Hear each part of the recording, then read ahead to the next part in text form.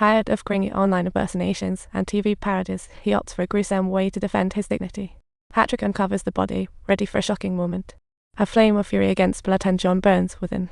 When will he get his revenge? Teresa and Patrick's fates turn crucial. At this breaking point, his heart was filled with hatred for Bloodhound John. When will he get the chance to avenge his wife and daughter? He silently vowed to take care of Bloodhound John himself when he found him.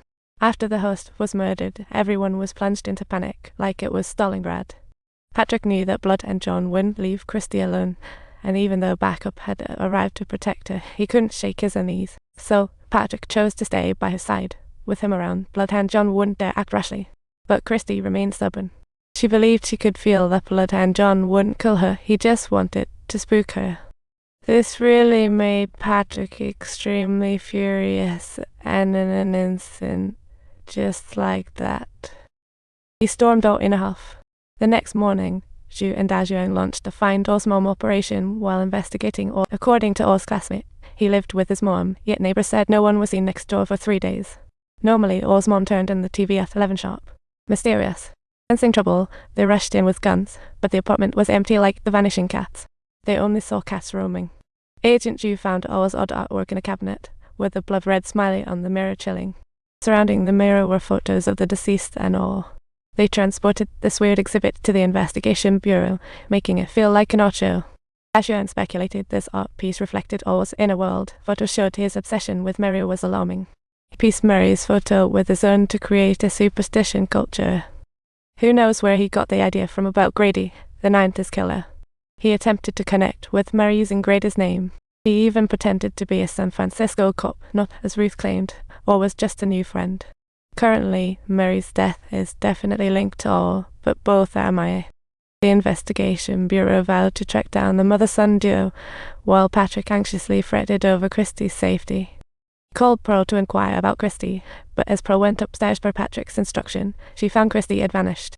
No one could have guessed that the woman, under the watch of so many agents, would still pull a disappearing act. It was like a magic show. After the incident, the chief assigned Christy's case to the missing persons unit to prevent Patrick's distraction, while others continued searching for Or and his mother.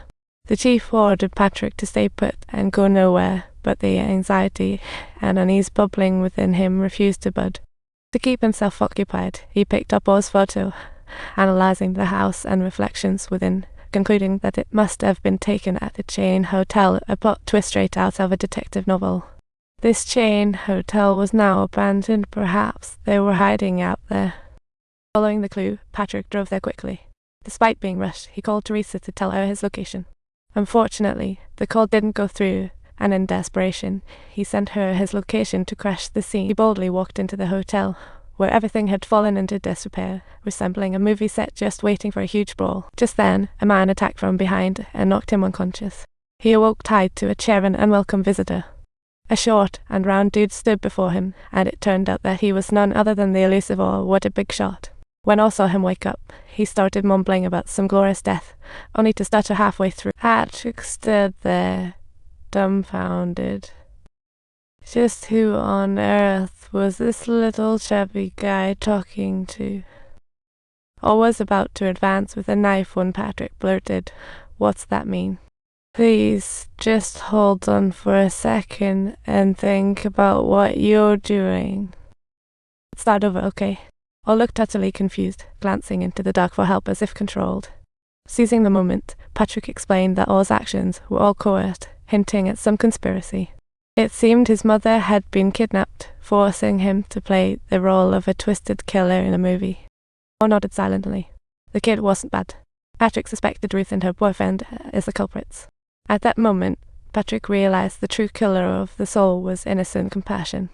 Or truly meant no harm, and Patrick's mind instantly cleared. The entire picture became evident. Just then, he heard Ruth's voice trying to expose him. Mary's boyfriend was a cop, but Or was not. This indicated something was amiss. Or wouldn't even swat a fly, his personality completely contrasting with that of the brutal killer. Thus, Patrick concluded that the shadowy figures must be a battle between me and the camera, and Mary deserved better. But shockingly, Ruth was the real psycho, while Or was forced to keep filming to protect his mother. Just as he was about to knife Patrick, the real Bloodhound John appeared out of nowhere, hitting that cinematic. No, don't do that. Put that down quickly. I really don't want to be just a background figure serving as a mere backdrop anymore. After years of pursuit, Bloodhound John finally appeared. But heavily armed, his face was hidden from Patrick. This was a whole new level, bro. Patrick was completely tied up, watching helplessly as the killer sauntered away. This was Patrick's closest encounter with Bloodhound John, feeling like a forsaken toy.